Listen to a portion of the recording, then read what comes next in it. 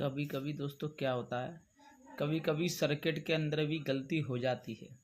जैसे मैं आपको इस सर्किट के माध्यम से बताना चाहूँगा।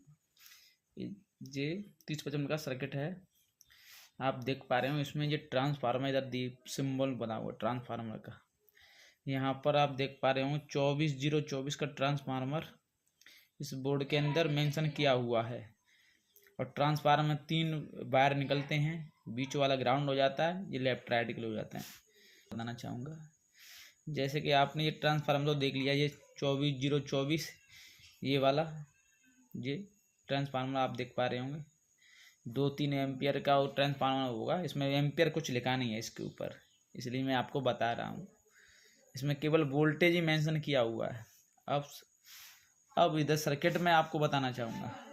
जैसे कि आप यहाँ पर एक कैपेसिटर देख पा रहे हो, ये वाला 47 U 25 वोल्ट।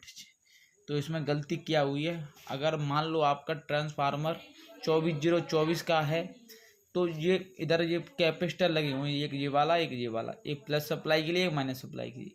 जब ये कैपेसिटर इसमें सप्लाई दी जाएगी तो 24 वोल्ट के हिसाब से, मेरे हिसाब से इस एम्पलीफायर के अंदर 33 वोल्टेज या 34 वोल्टेज के आसपास सप्लाई बनेगी डीसी होने के बाद।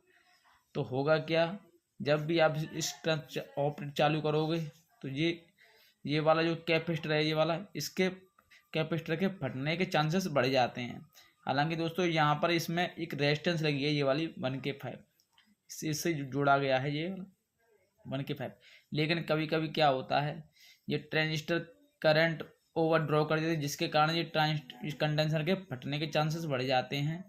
तो यहाँ पर अगर आपका सर्किट 24/024 से चल रहा है तो यहाँ पर आप उसका 35 वोल्ट से लेकर उसके ऊपर का लगाएं। यहाँ आप 50 वोल्ट का भी लगा सकते हैं यहाँ पर कैपेसिटर, जिससे वो अच्छा वर्क करेगा। 47 U तो लगा हुआ है, लेकिन वोल्टेज आप इसमें बढ़ा लगाएं। 25 वोल्ट का ना लगाएं, नहीं तो इसमें फटने के चांसेस बढ़ जाते हैं। कैपेसिटर फट भी सकता है इसके अंदर, और इस दोनों में यही लगा हुआ है। और मैं हर सर्किट में बताता हूँ, इस जगह पर नया जो सर्किट आता है उसमें यहाँ ट्रांजिस्टर नहीं लगा हुआ होता है। तो जैसे कि मैंने कई वीडियो में बताया, यहाँ पर 18-15 ट्रांजिस्टर लगा हुआ है। जैसे कि मैं आपको थोड़ा जूम करके दिखाता हूँ। आप देख रहे हैं ये वाला, ये C18-15 ट्रांजिस्टर लगा हुआ है यहाँ पर। ये वाला इसके सेंटर वाले पिन पर सीधी पॉजिटिव सप्लाई दी जाती है, इसके एमीटर से आउट होकर निकलती है। यहाँ पर 1K5 की रेजिस्टेंस लगी होती है, इधर के लिए एक इधर के लिए। ये बेस टेबल को सप्लाई दी जाती है, यहाँ से सप्लाई सीधी इस वाले सेक्शन को दी जाती है, और यहाँ से 1K5 होके सीधे यहाँ इस प्रिंट के थ्रू ये वहाँ से सीधी होती हुई इस वाले बेस टेबल को दी जाती है। इसमें बस इतना ही होता है। और किसी में आपने देखा होगा इस जगह पर यहाँ पर एक जेनर लगा होता है, जेनर डायोड। ये जेनर डायोड आप 9 वोल्ट से लेकर आप 12 वोल्ट तक आप इसमें लगा सकते हैं। जैसे कि इसमें 9 वोल्ट का लगा हुआ है, 9 वोल्ट का जेनर डायोड। अब मैं एक और सर्किट में आपको पलट के दिखाता हूँ, उसमें जेनर डायोड आपको देखने को नहीं मिलेगा। आपको पलट के दिखाता हूँ, रुको थोड़ा रुकिए। देखिए ये वाला जो सर्किट आप देख पा रहे होंगे, ये वाला, इसमें आपको जेनर डायोड आपको देखने को नहीं मिलेगा। इस सर्किट इसमें केवल यहाँ से प्लस सप्लाई दी जाती है। आप देख लीजिए, आप ये 2K7 रेजिस्टेंस लगी हुई, यहाँ से सीधे यहाँ पर एक रेजिस्टेंस लगी हुई है, इसका वैल्यू नहीं लिखी है। ये सीधे यहाँ के एमीटर पर सप्लाई लेके आती है। यहाँ पर बाइसिंग वोल्टेज बनाया जाता है। यहाँ पर 0.6 से 0.7 वोल्ट के आसपास इसके एमीटर पर बाइसिंग वोल्टेज बनाया जाता है इसके एमीटर पर। तो इस प्रकार से इसमें बनाया गया है, प्लस सप्लाई और ग्राउंड से होकर। लेकिन इस बोर्ड के अंदर आपको ये जेनर डायोड देखने को मिल जाएगा इस बोर्ड के अंदर।